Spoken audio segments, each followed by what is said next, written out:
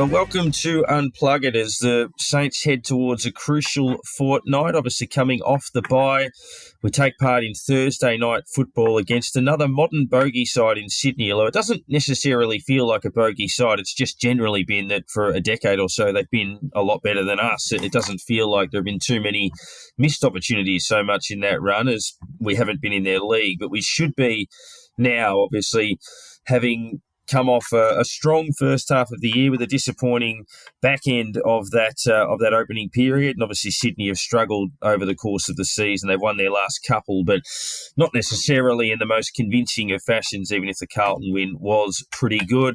Good to be on the Thursday night lights. Obviously a big opportunity for the club. It does have the potential to completely fuck your Friday, but we'll wait and see how that does unfold. Thank you for those that jumped on last week's episode with Brian Waldron and for participating in our mid-season review. And as we always do, we'd love to ask you to give us a review or a rating on whatever your podcast platform is. So a big thank you to the hashtag Saints Footy community. Jump on board and you can follow us on our socials, Facebook, Twitter, Instagram, etc. And H, it's an interesting one. We're 7-4. We're still fifth. We haven't won a game in 2 weeks, but we haven't actually moved. Obviously, the Bulldogs getting beaten last week, Adelaide getting beaten last week. Obviously, Essendon didn't get the percentage boost enough to go above us. So we stay where we are. It would have been nice if North had beaten Essendon because that would have been Essendon's loss to Hawthorn that we had, which would have squared that up a little bit, but such is life. Yeah, it seems to be all the results just about have gone the way we needed them to, except their own. So it's I wasn't expecting after that siren went against Hawthorn to be coming back just before we start again, still sitting fifth on the ladder. It's quite ridiculous how that has happened. It's just a complete stroke of luck on our side that we can still be in that situation. But as a few have mentioned, though, hopefully that could be the curse of the 8-3 has been lifted. We don't have to deal with it this year. And I reckon Damien Barrett was sitting on that article for the entire season after we won the first couple of games to say, oh, yeah, they're not 8-3 and 7-4, so write them off and that sort of thing. But yeah, it's fifth. That's how we got to look at it. We're still fifth on the ladder, and we're playing a team who is sitting outside, few games behind us, haven't been playing their best football, missing a number of their players. It's a big opportunity to actually go somewhere where we've been struggling over the years, and yeah, actually get the season back on track again. So, yeah, we've got a couple of games to catch up to the teams in front of us now. So we need to keep pace because the teams behind us they're all winning every second week at the moment, it seems. So they're going to come for us eventually. Well, Nick, it's a bit of a different edition this week, as we said. Obviously, normally we'd be wrapping a game. We've already done that. But how do you feel, I guess, with the benefit of another, well, it's not quite 7 days, it's 4 or 5, reflecting on where we're at, but also how you feel about the bye week? I'm someone who obviously loves to have footy keep on rolling, but at the same time, it's pretty obvious we needed it. 100%. I mean, like you, I love watching footy. I watch most games, most weeks, because I love footy and obviously love our footy club. And so in that regard, you want to watch them every week. During the season, you want to see your team play every week. But I do like the bye week now. I think it's different. You've still got plenty of footy on. Our team happens to be one of the few that has the week off this week, or last week, I should say. But I think for a lot of reasons it's been good. Personally, it's always nice. I think now, we're kind of in that age bracket with young kids and other obligations and those sorts of things that we've got to be accountable for. So in that regard, it does make it a little bit easier to have the weekend off from a personal perspective. But from a footy perspective, it did look like we were cooked. We spoke last week in the review episode about how they looked cooked and potential training loads and all that sort of stuff that they'd been working through and a bunch of different things. And I think that, oftentimes we get to this point in the season and they have a break and you go, momentum and, we want them to keep going and maybe it will hurt them more than it can help them. But I think in this regard, it was pretty clear that they've been playing some pretty average footy for about 5 or 6 weeks. Got away with a few, and clearly, it kind of all came to a head a week and a half ago against the Hawks, and at that point, I think it was pretty clear to just about everyone that they needed a week off, and this is a really good opportunity to reset. And I think now we get that chance. We get to come back against what is, even though they're underperforming, they're still a pretty good team. They've got a bunch of good players. They're a talented squad. It's now resetting, and let's see where we're at against a team that, by all regards, looking at ladder positions, we should beat them. But they're a pretty good team. And we're going to get a better idea now, having had the week off, having been able to reset and get some rest and relaxation and all those sorts of things into the group. We're going to see where we're at. And I think this is going to be a good indicator over the next couple of weeks against some pretty good teams. Yeah, we're going to sink our teeth into that Sydney game shortly. We are continuing with the special guest. It's always great to catch up with some former Saints, past and some more present, and one of those that was a part of our great sides in the 2008, 9, 10, 11 period was James Gwilt. It's still alive. Great play, Mill to Montagna. Got it back again. Inside 50. Shanks the kick. Gwilt pounces. And the Papua New Guinean kicks it into the goal square. And he's nailed the goal. His first in league football. And what a time to score it. Can't break free there. McLeod. Steal by Del Santo. This is dangerous for Adelaide. Revolt now on the impossible angle. And Gwilt can go back and line up his second goal. Gwilt's come onto the field only a couple of minutes ago as a midfielder, and he is just not getting the respect that he deserves for a 21-point lead. He's a left footer. And he curls it in beautifully. He has his second. Well, our next guest played 126 games with the Saints, was a part of the 2010 Grand Final sides, played 26 games that year, finished 8th in the best and fairest. Second player recruited from Papua New Guinea to play in the AFL, or from Papua New Guinea in descent, Mel Michael obviously being the first, and obviously travelled an unusual route into the AFL via Noble Park rather than the conventional TAC Cup system. We'll talk about all of that. He burst onto the scene in a big way at late 05. I speak of James Gwilt. James, thanks very much for joining us. Thanks, guys. Thanks for having me. I'll start off with the recruiting part of it. Obviously taken from Noble Park. I understand you were the first player taken from a suburban league in 5 years, so outside of the TAC Cup. How did that sort of come about? How did you get across St Kilda's radar in that 2004 year? So a bit of an unusual path, I guess, to obviously the TAC Cup. I played sort of under 16s onwards. I was playing at Noble Park. Under 17s, I played in Noble Park's under 18 team, and then when I was sort of 17 and a half, going to top age 18, I played in the seniors and had a pretty good year. We ended up winning the grand final in 2004, and I sort of sparked a bit of interest, I guess, from the final series, and I guess playing as an underage player for a senior side. Noble Park they'd won the premiership in 2003, so we're going for back-to-backs, which was an amazing experience. So just sparked a bit of interest there, and I actually signed up through the draft with Wayne Hughes, who was at Carlton. So I originally thought I was going to get rookie listed at Carlton. I'd spoken to Johnny Beveridge probably a month before the draft, and I thought my chances were probably Carlton in the rookie draft. So it was probably a pretty good place for recruiters to go looking, because at Noble Park, at the league they're in, and that can be a pretty rough and tumble league, and you just got to look back to the fact that previous draftee from there is Glenn Archer, and that how is playing that senior football at a young age? I found it pretty good.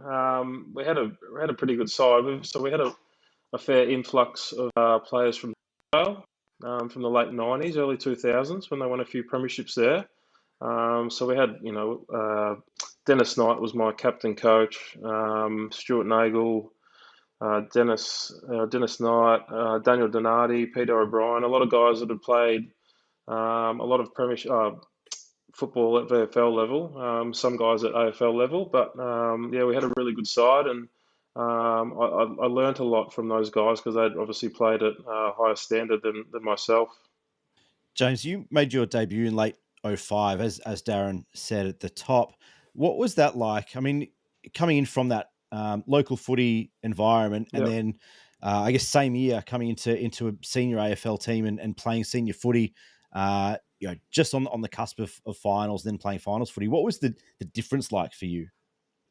Well, the build up was it was a unusual year for me. Like I learnt. I guess I had a lot to learn coming from a local system. Even though I thought my training standards were pretty good as a baseline, I had a lot to learn. But yeah, I got that chance the last game of the year against Brisbane at Etihad. I think I played half forward. I did okay. I think I played my role, but I think I was just lucky that I had a couple of injuries to some key guys, and yeah, I got another chance against Adelaide, and sort of we had a pretty good game against Adelaide. I remember Harves played an amazing game. It was a pretty good experience playing at Adelaide. Oh, sorry, not Adelaide Oval. At what was the oval called back then? Footy Park. Yeah. Yeah. So the crowd was just insane, feral almost. But yeah, it was a pretty good experience, and it was great to win. Like it was such a tight game. I think I played half forward. I think I played Ben Hart might have played on me, so that was I was just pinching myself from coming like an Adelaide great coming to play on me. It was pretty special. Just before one of the other boys jumps in, I just wanted to jump in and thank you, because I reckon that was one of my favourite days in footy. Got the train over to Adelaide with a bunch of guys and watched the game, and it was just one of the most amazing nights of footy that I've ever been to, that I've ever been involved in. So I just wanted to say thank you to you, because you were a massive part in that third quarter. So thanks for that, mate. Really appreciate it. Yeah, no, I tried my best. It was. I was definitely nervous. That was probably the most nervous I'd ever been in my sporting career, especially because we're playing at I can't explain how feral the crowd was. It was just it was incredible.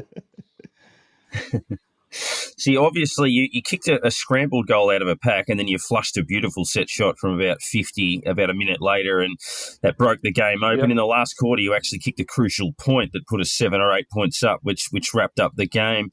How much does it do for your confidence in a low-scoring, tight game, a huge final, as you say, feral, puts the team into a prelim, to have that big an impact that early in your career in what was probably St Kilda's best win of that decade in many respects?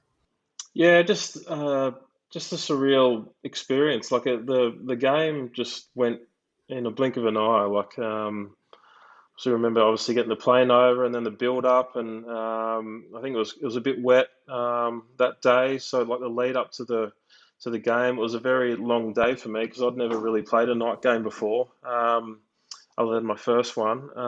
So yeah, it was just a massive build up. Obviously, first final, first AFL final anyway. I think probably what held me in good stead was probably playing those 2 finals the year before in the seniors. So that played a semi, a prelim, and a grand final. And I think just wanting to play as best as I could in the finals, because I think that's what people remember you for, is playing on a big stage. That's what people remember. So that's what I always thought coming into the game. I just wanted to play my role and play as best as I could. So thinking about that, playing the role, what was the lead up to playing that first game? Because you would have been playing down at Casey before that. I'm pretty sure we're still aligned with Casey then, weren't we? Yeah, it was Springvale. Back then. Yeah. Or Springvale. Yeah. What were the roles you were given there, and was there a particular role that the club may have actually asked you to sort of, I guess, adapt, and then they brought you in for that particular reason, or because it coming so late in the year, it would seem it would be a particular reason they would want you in there for something? I think because Sammy Hamill was injured, so they needed a half forward. I was playing sort of that half forward, a little bit of wing at Springvale, and Tomo took a chance on me, and I was pretty thrilled with it. I didn't really expect it because I probably, to be honest, I probably wasn't playing that great at Springvale. But I think they just needed that half forward, sort of defensive forward, and just Tomo took a chance on me, and I'm forever grateful for that. Walking into that locker room, I guess, and you've got Robert Harvey, who, while it's 10 years or thereabouts off his kind of Brownlow peak, was still playing some pretty good footy, as we saw in that Adelaide final. You've got Nick Rewalt, you've got Lenny Hayes, a bunch of Aaron Hamill, Fraser Gehrig off a ton the previous year. What's it like coming in from, I guess, that Noble Park environment into that dressing room, into that change room? I just remember the first couple of weeks. I was like, oh, how am I here? Like I don't deserve to be here. Like I'm walking through every morning and seeing Aussie Jones, Milne, Fraser, Stevie Powell, Bakes, Lenny. It was just big Cozzy, Rui. It was, like even coaches like Terry, we had Terry Danaher there and Tomo. The first couple of months was just like, oh my God, like what am I doing? Like I'm not good enough. Like I was just doubting myself every day that I walked in because I'd seen what they'd done in their careers. But like they were lovely guys. Great to be a part of. They trained really hard, so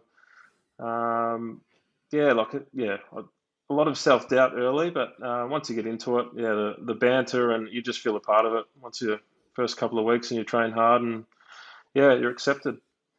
In and out of the side through 06 and 07, 08, you played mostly through the back half of the year, 13 games and another final series. Can you compare 08 to 09? You played 13 games in 08, 15 in 09, but obviously 08 you were a part of the finals run, played well again against Collingwood in the semi, but 09 obviously not being a part of what was a bold run towards a flag. Can you take us through those two seasons?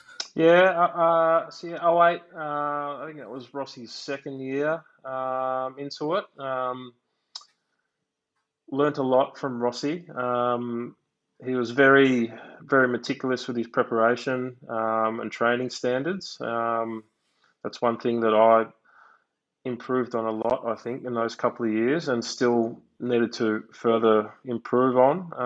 08, I was playing sort of forward and back, sort of swapping. I had a little bit of, I was probably carrying a bit of OP probably throughout that whole year. I ended up getting an adductor release at the end of the year, so that sort of hampered me a little bit in 2008. I was just carrying it the whole year.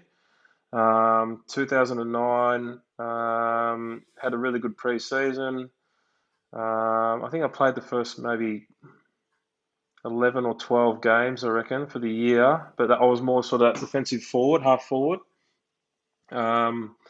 And then, got dropped, and then I don't reckon I made it back into the side, and we ended up going on that massive run of winning games, and then obviously played that. I didn't miss out on the final series, but that was 09. We that was down to a kick again. We should have won that one, but again, just being around such a classy environment, just seeing the boys go about it every week, getting to games, knowing that we were just going to win. It was a pretty surreal feeling to just know that you just get to the game. Yep, I'm going to play my role. I trust my teammates are going to play their role, and we're just going to win. It didn't matter who we played. That's how just the vibe was. Just it was amazing. Now, just going back just slightly, the transition from GT to Rossi, how did you find that yourself, and how did you feel the group transitioned between the two? Was there did you find it easy, or did Ross just bring in a completely different, I guess, structure and plan and everything to what GT had? Yeah, well, Tomo, he was. I think he moulded the guys that initially got there, like obviously the Ruiz, Joeys, Lenny's, Cozzie's. He really mentored them and taught them, I guess, how to play, how to train, how to be good humans. So they already had that base there. Plus, they're obviously highly talented. But then Rossi, I reckon, just finished off what was already a good base. I reckon, like he had such a good defensive structure that he brought with our press. I remember, practicing the press every training session, which we hadn't really done before with Tomo. And coming out in '07, I think we just missed out on finals. 2008, '09, '10, you could just see how opposition teams could hardly score against us because when we were all pressing and playing that 18-man zone, it was very hard to score against. Talking about that transition, I guess it was difficult to watch for a period as fans. That '07 period, Ross's first year at the club, was difficult to watch and I guess to understand what he was trying to do. As players, I guess what clicked? You're part of the way halfway through '08 and kind of went on a little bit of that run in the second half of the year. Obviously, playoff in a prelim, lose to the premiers again. What was it that clicked within the Yep. playing group that made you guys understand, I guess, what he was asking of you? Oh, I think we always knew we had the talent, and I think the belief was always there. Yeah, I just think I just think we just kept improving year by year. Like obviously, it was probably maybe a bit hard to watch spectator wise '07, maybe a little bit of '08, but I reckon yeah, sort of after halfway through sort of '08, I reckon yeah, I don't think there was a specific moment where something clicked. I think we always knew that we were going to get there. Like it was like very rarely do you see teams go out and win one or get to a grand final, with a new coach within 1 or 2 years. It would just, it happened what '04 with that sort of group prelim. '05 that was a prelim. '06 what was that elimination final? I think '07 missed out. '08 prelim. '09 granny and 10 granny. I think 11 we played in the semi or an elimination final against Sydney. I think. Um, but yeah, like it was, yeah, no real specific time, but I just knew that we were nearly there, and probably should have won two. Yeah, well, career best season for you in 2010. Obviously, another one we should have won. You were excellent in both of those grand finals, the draw and the replay. Played every game, top 10 BNF, over 500 possessions for the year. Can you take us through your adapting to life as a defender? And obviously, you took to that really quickly and basically became that for the rest of your time in the game. Yeah, I'd sort of tinkered with it. I was sort of '08, '09. I was sort of floating between defence and attack. And then, yeah, 2010, that sort of pre-season, I had a really good off-season again, and built my base, and got back to training first day, feeling really, really good. I think I did a lot more than I did '09 because I just wanted to. I didn't want to miss out. Just because I thought we had the potential in the side to go again, and I just didn't want to miss out on potentially being a premiership player. So I just did as much as I could in the off season to build that base, and then come in 2010 pre-season in the best as I could, which I did. And obviously started off with the pre-season games. I think we played Sydney, Freo, and someone else, but I think I played pretty well, playing sort of that third tall back, and yeah, managed to keep my spot. And yeah, I think we played first game Sydney up at Sydney at ANZ. And I think I played on Goodsey maybe. So. And I did all right, and yeah, that was just my focus, getting every game. Rossi would give me a matchup, and I just want to nail it, and just keep continuing on like that, which I think I did for most of the year. Now, are you someone that looks back on those years and sort of think there was something there that maybe you had done something different at some point, or told someone else to do something different to what they did, or just change one thing, do you think what could have been different? What, to win a premiership? Or just to, basically you could either to win the premiership, to just something that would have changed the season, that would have put it in our favour more. Well, you can probably, every player's got a moment in the grand final that they wish they could have done better, or a passing or fleeting moment where you maybe, for me, it was probably letting Travis Cloke goal side in maybe the third or start of the fourth quarter. I remembered I was absolutely knackered. This was in the first grand final in 2010, and Clokey had done a big 50-metre lead up to sort of like the wing area, and he'd sort of done a bit of a turn, and I was probably like half a metre off, and I just didn't check him. Like, you should sort of check him just to make sure he doesn't get goal side of you, which he did, and he ended up kicking a goal in the goal square. It just bubbled out, and he was there before me, and that was probably one moment where I just thought, I probably could have done better. Did that cost us? I'm not sure, but I think every player's got that little moment where they could have done something better. Unfortunately, that's footy. We've had a few of that team, I guess, on the show in recent years, all with kind of similar but different, I guess, moments of thought or whatever, understanding the moment of the siren in the draw. What goes through your mind in that moment? I was completely exhausted. I could hardly talk, and I didn't know how I was going to do that again. So I was shattered. Going to say the reality is that I speak to a lot of people that were in St Kilda's rooms halftime of the replay.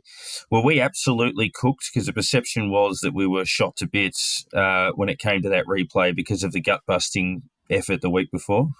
Yeah, probably. Yeah, a few of the boys were cooked. Losing Big Guardy in the ruck hurt as well. Who did his hammy? That without blokes openly talking about it, maybe you could sense a little bit that people were a bit gassed. I know I definitely was. It was a very hard week to get back up, get yourself up mentally and physically for that maximal effort again. It was mentally and physically draining. Yeah, definitely. So going into 2011, was there still the thought there that we still have another crack at that elusive premiership this year again? It was obviously didn't work out as well. We bit of a slow start. So we had a draw early in the season, a couple of losses. So it was a close loss in round one to Geelong. So it wasn't a great start. Was the thought still there that, look, we can still get a lot better and we can still push for this year? And was the belief still there or not? Yeah, I think the belief was still there. I think a few of the boys were not mentally scarred, but it was a hard thing to get over and process. I think it took it took me probably a couple of months to process the loss, because you put so much time and effort into trying to give yourself the best chance and getting there, and running short by a kick is pretty devastating, because you almost think that you'll never get back there again. So I think our pre-season was okay. I think I'm just trying to think about in terms of the time trials. So yeah, the boys came back in okay, Nick. But as you said, I think just we're a little bit off those first 3 or 4 rounds. That put us on the back foot a little bit, and then I think that's when that sort of self-doubt sort of creeps in a little bit. Once you lose a couple, especially early in the season, you're on the back foot straight away. But we always knew we had the group and the talent there. We just need to string a few wins on, which we did. And I think we played Sydney, I reckon, at Etihad. But I didn't play because I hurt my knee, I think, in round 17 or 18. I think I did my knee, so I ended up having a knee reconstruction. So I missed out on the finals. Obviously, Ross ended up leaving at the end of that season. Did his mentality, his persona or perspective outwardly, did that change for you as a playing group? Could you see, I guess, kind of the struggles that he was facing through the second half of that season? Not me personally. No. I was pretty blindsided by his decision. So it was a bit of a shock to me. Maybe some of the other senior guys might have known a little bit more that what was going on sort of back half of the year. But yeah, to me, I was pretty devastated that he'd made that decision. But it was a bit of a challenging time because I was post knee reconstruction, and Rossi had obviously decided to move to Fremantle, so it was an interesting back half of the year, end of the year, 2011. So obviously over the next few years we would lose Goddard, Del Sano, then Kajitsky, Milne, Blake would retire. Big changes at the club obviously through that period. There'd be some struggles under Scott Waters, and then obviously first year Alan Richardson. You had a pretty reasonable year in 2014. At what point did it become, or at what point was it communicated to you that would be your last year at the Saints? And was it a shock, or could you see it coming? No, I could see it coming, sort of back half of the year. Like my form was, I was playing all right, but I don't know. I could just tell. The club was moving in a different direction. And Richo spoke to me before the last game against Adelaide. He just pulled me into the office I think it was on the Wednesday or Thursday before the game, and just said, "Yeah, this is going to be my last game for the Saints," which I sort of half knew anyway. And Lenny was retiring, so I didn't really want to make a big deal of telling anyone because obviously Lenny's a champion of the club, so I didn't want to take anything away from his special day. So I think only my parents and a couple of friends knew, and my wife. So it was an interesting lead up, and I didn't obviously. Going into the game, I thought maybe this was going to be my last ever AFL game, so I just wanted to make the most of it. It was hard to, well, for me, it was hard to get in the game because I was just thinking of all these different thoughts about what I was going to be doing next year. Am I going to be doing an apprenticeship, or it was just it was a weird day. Got through the game, and like chaired, obviously good to chair Lenny off. Great to play in his farewell game, last game ever, because he's been a champion of the club.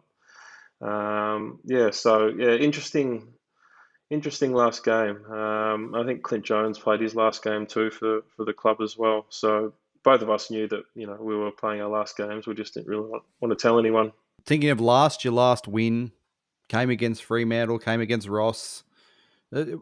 It was quite an enjoyable night at Marvel. It almost felt like we were. I mean, they've come off the back of a grand final performance. We're sitting right at the bottom of the table. Tables almost turned that night. It was quite enjoyable. And did we seem to maybe lift against Ross in just those couple of years after he had left? It just seemed to be Fremantle would be a team we would, I guess, knock off at times. The last round of 13, that game in 14, it just seemed to be a game we were lifting for at that point. Yeah, it was a bit strange, wasn't it? Like even when we weren't really going too well at all, we'd always seem to lift against Freo, or maybe Rossi just told him not to play too well. I don't know, like because I think he dropped a few guys, or he kept a few out in 13, I reckon, for Blakey and Cozzie's last game. Yeah. At what point? I guess you mentioned heading into that game thinking it's probably going to be your last game of AFL footy and wondering what you're going to be doing after that. At what point in the following few months, I guess, did you first hear from Essendon, and how did that move transpire? Yeah, it was within within a month, sort of October, mid October, late October. Yeah, I had a meeting with Adrian Dodoro and Hurdy. And who else did I meet with? I met with Melbourne when Ruzi was there. So I had a meeting with them, and actually had a meeting with GWS too. But I think it was going to, logistically, it was going to be a little bit hard to go up to GWS just for, I was only going to get maybe a 1 or maybe 2 year deal. So I think it was, going to be a little bit hard just for where I was at, where my wife was at with her work. So, Essendon was, I thought their list was, because they'd come through the saga with that group of boys that were still pretty talented. They had a pretty good list. And obviously the connection with BJ that was there as well, which made it a little bit of an easier transition. And that obviously got a little bit tricky from there, but 152 games in all, 126 with the Saints, 26 with the Bombers. What are you up to these days? I understand you've got a business and also doing a bit of work with Rowville in some local footy. Yeah, so I'm got my own electrical business, Gwilt Electrical, doing everything. So commercial, industrial, domestic stuff. So yeah, flat out with that. And yeah, assistant coaching at Rowville. So I've been at Rowville for 7 years now. So I was there for a couple of years after I finished, and then I was playing assistant, and then I've just stayed on as an assistant coach. Footy's good. I'm still enjoying being around the footy environment.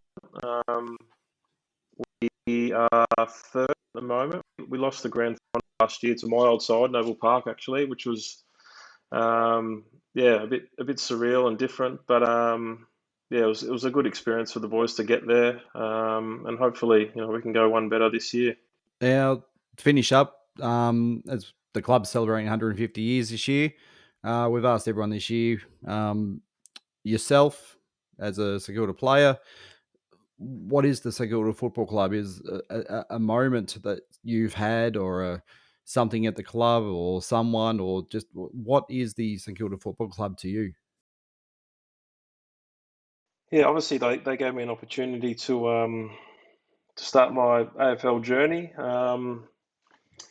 and I think looking back now, if I didn't get that opportunity, how different my life would be. And I got to play with the likes of Robert Harvey, Justin Peckett, Fraser Garrick, Stephen Powell, Stephen Baker, Stephen Milne, Lenny Hayes, Nick Rewalt, Austin Gazitsky, all these Austin Jones, all these special players that obviously if they hadn't given me the opportunity, then it'd be a very different life for me. Obviously coming from Noble Park, I struggle to think what I'd be doing, to be honest. To get opportunities and I guess learn all these different things from the footy boys and from the footy club about being disciplined and respect and hard work and professionalism, all this stuff that transfers across to your everyday life now. Like there's no way I'd be this person that I am now if I wasn't, if I hadn't had the opportunity through Johnny Beveridge taking that chance with me. So and obviously playing with all these special players, special grounds, playing at the G that I'd gone to. I was a Richmond supporter growing up, so I used to go to the G every second Saturday with Dad, and then to play on the MCG, especially. I remember my first game against Richmond at the MCG. That was pretty special because I'd idolised Richmond growing up, playing. Growing up going to the MCG, and now I was suddenly playing there, and I think I was playing a few games when Richo was playing, so it was just it was very surreal. playing on someone like that who was my idol. I just had to pinch myself. Well, James, we appreciate you jumping on and joining us this week, and for all of your contribution for some of St Kilda's finest moments through that Ross Lyon era. You were front and centre, and even obviously in that Grant Thomas era as well. You had a unique perspective on a lot of those and played very well in so many big games for the club. And thanks very much for joining us, and we wish you well with your boys at Rowville, and hopefully, as you say, they can go one better. Yeah, thanks very much, guys. Thanks for having me. James Gwilt there. We look ahead to Sydney. We're 7-4, as we said. Obviously, having lost 4 of our last 7, having won the first 4, and Sydney 5-6. They lost 4 in a row before winning their last 2. Obviously, they had the fluke win against North Melbourne via that interchange infringement, and then beat a severely battling Carlton. They're 2-3 at home this year. They've beaten Hawthorn and Carlton, which obviously isn't huge. They lost to Port Adelaide, GWS and Fremantle. Obviously, the Port and GWS losses were by a kick, but they've had a shocking run of injuries, which we'll touch on in a moment. But one thing I did find interesting is we haven't beaten Sydney at the SCG since 2009, and doesn't surprise too much, but then I looked into it, and we've won a game at every major interstate venue at least twice since then. So Optus Stadium, Adelaide Oval, even Football Park, the Gabba, Metricon, all of those venues, even Tassie and other, some of the more quirky venues. So, yeah, it hasn't been a happy hunting ground for us, but yeah, it is set up, Nick, I think this time for us to put our best foot forward. We'll go through their outs a little bit later on, but there's an opportunity for us to basically show the competition that that wasn't a fluke early in the year, and we're rested up and ready to go again. Spot on. I think it's the perfect opportunity. I think now from a public perspective, pressure is low. Everyone's seen us play over the last month or so, and they've kind of seen us regress from where we were in the first month. I think people are expecting that we'll probably get beaten this week, and potentially that's a good place for us to be. We've heard all season from Ross and the group about the year of exploration and the journey, and the test and learn and all that type of stuff, and potentially to come into a game underdogs, even if they are missing some players, I think is potentially good for us. It takes that pressure off, and they can just go and play footy again. And like we said earlier, having the week off and be able to reset and all that type of stuff is a good spot for us to be in. You hit the nail on the head that we haven't played well in Sydney for a long time at the SCG, it's a perfect opportunity to do that now. Yeah, I think the one thing I think we have to do first, foremost, before everything, is be party poopers. We're buddy. We've got to stop him. We can't let him take over. Because that's what he does in his big games. He makes the game his game. Cal needs to stick his leg down his sock and make him run around the 3-legged race and make it hard for him. Make him just don't let him get away. Don't let him get that sniff. And I mean, there you go. There's the first bit, because the Sydney players will be looking for him as well. They'll be looking to get him into the game. They'll be looking to kick the ball to him and get him kicking 5 goals. So there's the mindset straight away in the game. They want him to have a big game, and we're going to stop him. So that's our first step to getting it there. And then, the one who's probably going to be causing a lot of issue getting it to him is Blakey. We've seen running out of the back line every week.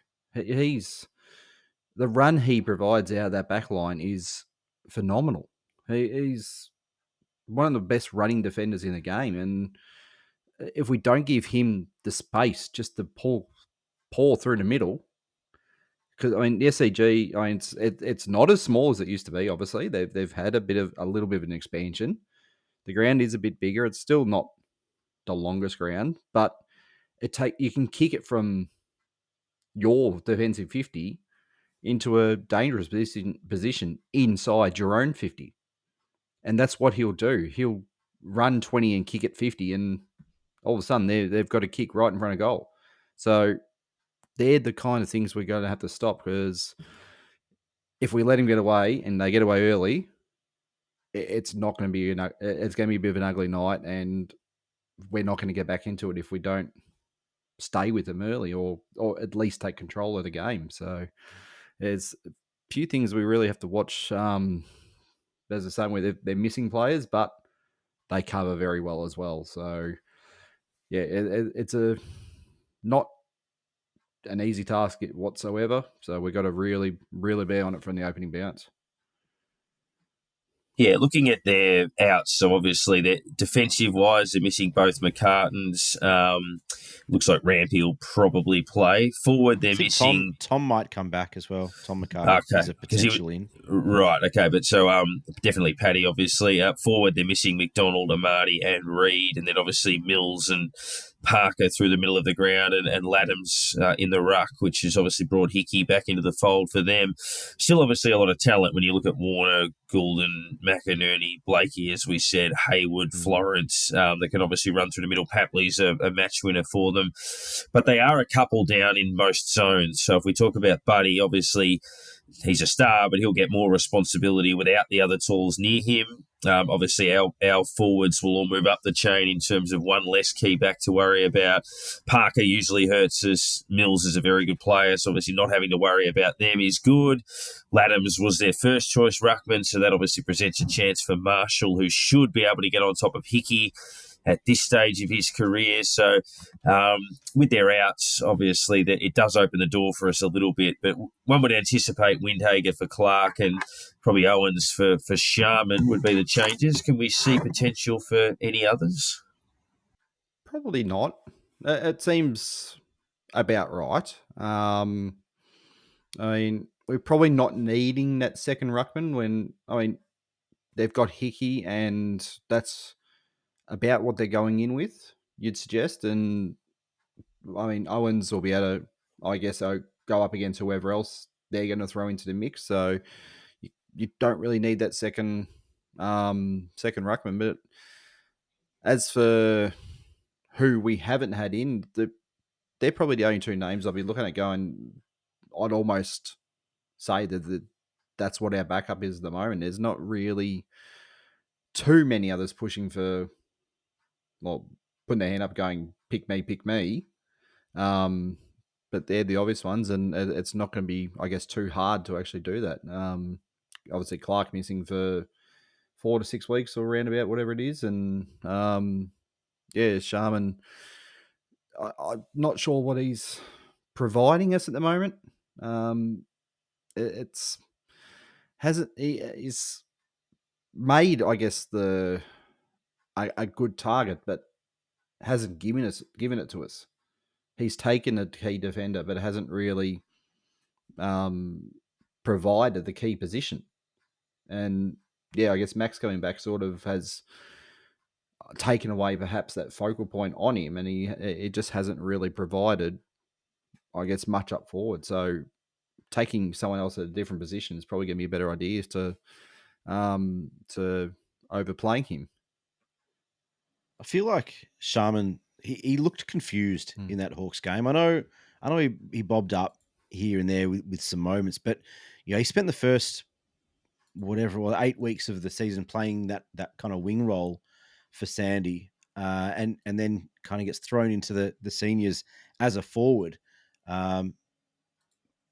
He's looked confused, and I just don't know what the expectations on him are. Like, what is his actual role? What are Ross and the coaching group expecting of him week in, week out at the moment? Because it can't be the same if you're playing a wing role in the twos, then come in and play a mid to key forward type role in the seniors. Like that doesn't make sense. And so what are they looking for him to do is a really interesting question, I think, because I think we were all unsure kind of coming into round 6 or 7 whether Sharman was actually going to get a run in the ones. And so Sharman's a really interesting one. And I think you're right. They're probably the two changes in terms of Windhager and Owens. I think we've missed Mitch Owens a lot in the last week or last couple of weeks. I think what he gives us, there aren't many guys on the list that offer the combination that he offers in terms of the size, the power, the running, the efforts, all that type of stuff. He's a bit of a unicorn for us in the way that he works and the way that he presents, and the avenues that he gives us to goal, to scoring, and obviously the different types of roles that he can play. He can play through the middle. He can play half forward. He can play as a key forward. Can be that second ruck. He can just about do everything. So I think we've missed him a lot.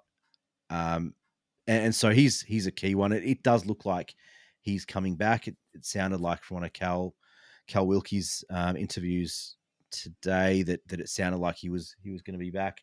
So I think that's the key one. Windhager, everyone is expecting that he's going to get a run at some stage. We know that the group's given him a bunch of things to work on. Is it defensive pressure? Is it running ability to, running both ways? That sort of stuff. I think that's been mentioned around the joint. So, whether he's done enough in the last couple of weeks to win that role back is the question. But certainly from the outside looking in, it does look like he's done everything that he can do to get a gig. But we don't know the ins and outs of those questions that have been asked of him. Within the four walls. Yeah, I'd be surprised. You'd think, obviously, with the door opening up, that would be intriguing. Obviously, Membry being a fascinating watch when you factor in went out with concussion, didn't play the last game. Was played at VFL level, was okay, but not great by any means. Owen's obviously available, and what they do on that front. We know Bytel's in the concussion protocol, so options are a bit more limited outside of the obvious with Windhager and Owens. And in terms of what they do in that space, there's often a temptation to pick a second ruckman in Sydney, given the amount of stoppages you have. It wouldn't surprise me if Ross did that, but I don't think so.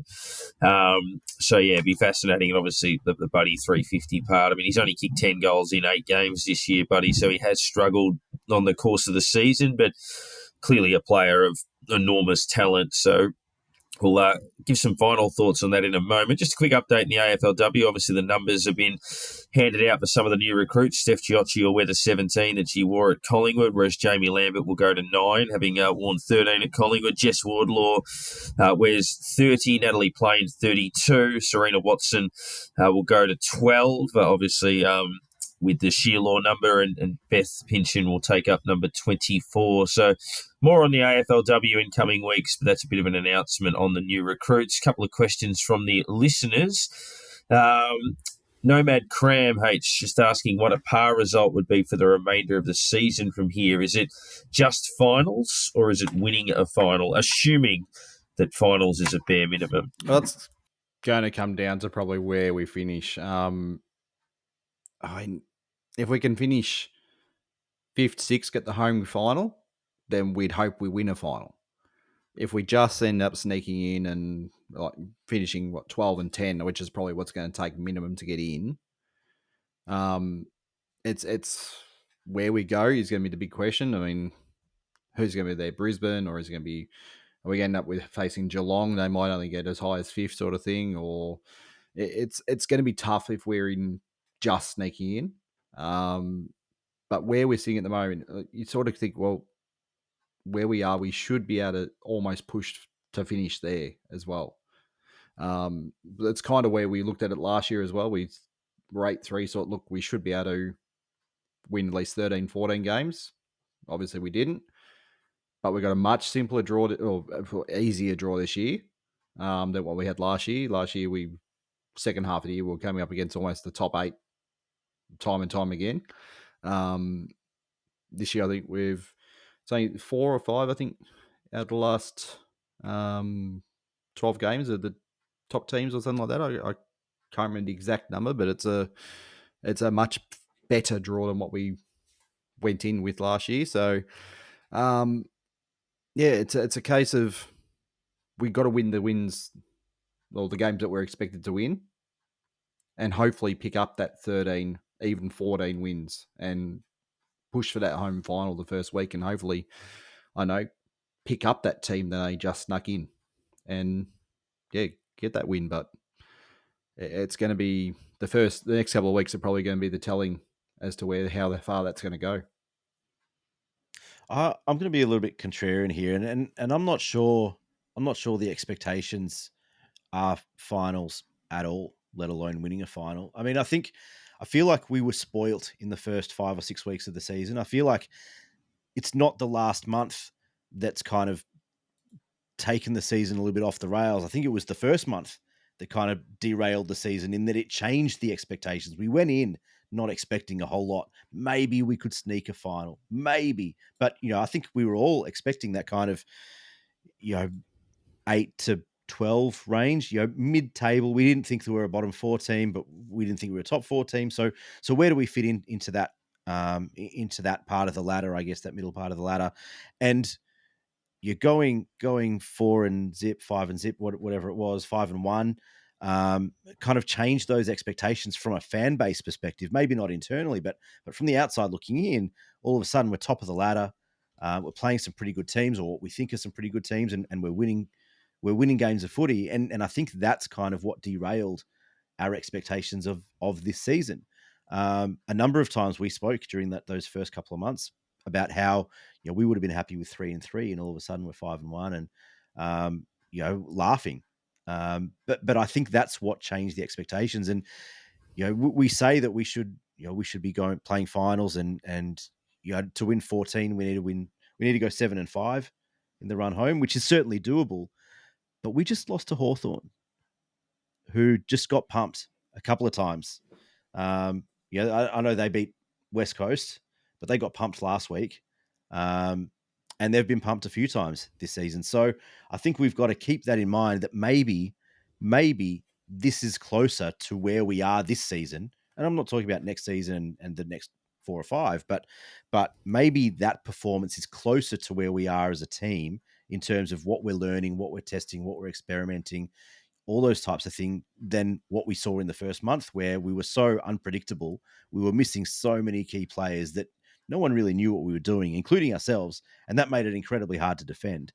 And maybe that was the outlier. And this is what we've seen over the last month is actually closer to where we're at as a team. And I think it's just worth considering that in our perspectives, that's kind of where we're at. Yeah, and maybe looking at the summary of the whole parts, where it's a long season, where, a young side that's up and down, and that, Lee Matthews has always made the quote that you judge a team by what their best looks like. We've shown that. We haven't sustained it every week, but it is a blueprint that the players can work off. They've had a week off now to try to rebuild that. There'll be times this year when we touch that level again. Hopefully it's for a couple of months, and obviously sees us poke into finals and do a bit of damage in there, but there is that unpredictable element to it.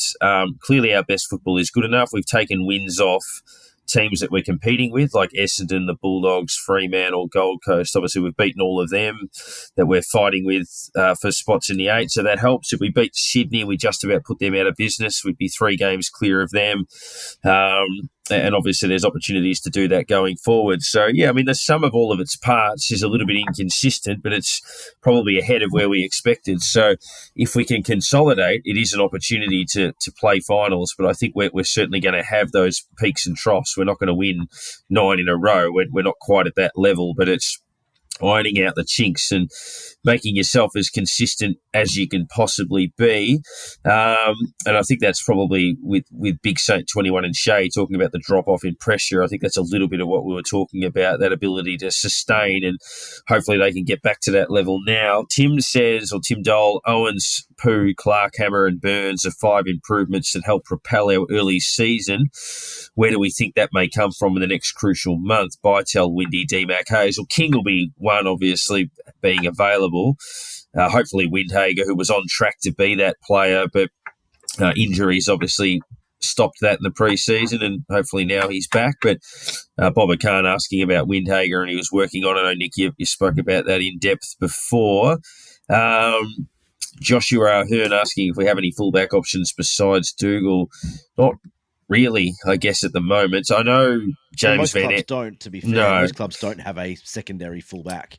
It's probably, Highmore's much smaller. Highmore's built a bit like Wilkie. So he's a bit like Wilkie in battles, whereas Howard's obviously a bit bigger.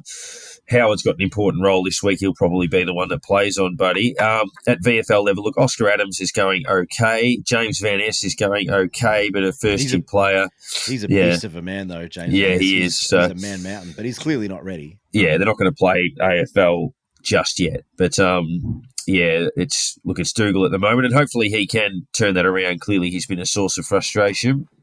Dark Tracker, I think, alluding to, but it's not switching the ball at pace, alluding to the fact that clearly we're not taking the risks that we took earlier in the year, and I think there's an element of that. And a couple more. Greg asks, H, after seeing half a season, pick your best 6 forwards regardless of injury. It's a good question because obviously players like Membry in, Membry out, where does it sit? Well, you'd probably, King obviously straight in. I'd put maybe Owens in that 6 because it's probably more where he sits in the team. Then you got 2 smalls. You got Higgins and Butler. On the other sides, Caminiti obviously has to go in. And the 6th, tough one. Maybe, I don't know. Throw a name out there for me. Who would be the 6th best, you think? Filippo? Yeah, I guess he'd probably be named in the forward 6, wouldn't he? So, yeah, Gresham, maybe? Yeah, I can't fit him in at the moment. I'm still struggling to get him in there at the moment. He's probably, he'd start on a bench if anything. So, but that's probably your best, I guess, 6th at the start of the year. If that's the positions you're going to play him in, I guess. And probably a segue there, Nick, into the question from AT Saints fan as to what the blend is for Mitch, ideally, between forward, ruck, midfield, centre bounce time. Obviously, as a ruckman, you probably only want him to do a very little bit of that, but what the ideal mix is? Yeah, it's really interesting. I think from a ruck perspective, you probably only want him in there maybe 5-10% each quarter max. You want Rowan Marshall. He's one of your prime movers in the middle of the ground. We know how strong he is around the contest, even if he's not winning the ruck contest, which I personally want to see him do more of. I want to see him winning more ruck contests and he has to advantage and all that type of stuff. But we know how strong he is at ground level and beating guys around the ground. So you want him in the middle. Mitch, I think, is really good as that impact player in that role, and he can kind of jump over guys and run through them for 1 or 2 contests, a quarter. But you don't want him doing that too much. I think there is an injury risk as well, having guys like him in the ruck too much. Clearly, the role that has been carved out for him this season has been as a semi-key forward. And I think that's the role, depending on where they feel Tim Membry is. I feel like that's where he's going to get the majority of game time right now because Membry is struggling. I think if you go on pure performances this season, Caminiti's got to be ahead of Tim Membry for that second key forward role. And I think that there is a potential for King, Caminiti, and Membry, King, Caminiti, Owens, etc., to play in the same team. But right now, Membry's not offering a hell of a lot, and I think that he's now at that point where he has to prove himself in the 2s. And so Owens kind of gets that third mid-sized forward type role, and then you want him moving towards the midfield. I think that's where they've earmarked him in future. You want Owens and Windhager and these guys in the middle of the ground, impacting contest after contest, continually and getting that continuity of ground ball and all that sort of stuff. And so you imagine that they want him rolling through the midfield, but I think it's going to depend on where Membry is and what other options they can get forward of centre, because he's been too valuable not to play him there at this point. So it is going to be an interesting watch over the second half of this season to see kind of how that split ends up. And maybe to that earlier question for that, the ace in the pack or the improvement, maybe Tim Membry is that left field option. I mean, 260 goals, 150 games, been a very good player for our club, 28 years of age, still hopefully some life left in him. Maybe he's the one that just pushes his way back into the side, helps our structure, gets back to what he does best and helps us improve. And look, that may happen when the sides are named Wednesday night for the clash with Sydney. But we'll wrap things up there. It is the Swans on a Thursday night. Hopefully it doesn't ruin the back end of the week. Hopefully we're back on track after the bye at 8-4, which would be a terrific position to be. We can see off another challenger, right some of the wrongs and start moving in the right direction. It's going to be a fascinating watch. That the next fortnight is absolutely huge for us. But thanks for jumping on board once again. Thank you to James Gwilt, and we'll catch you again next week, hopefully reflecting on a rare win in Sydney.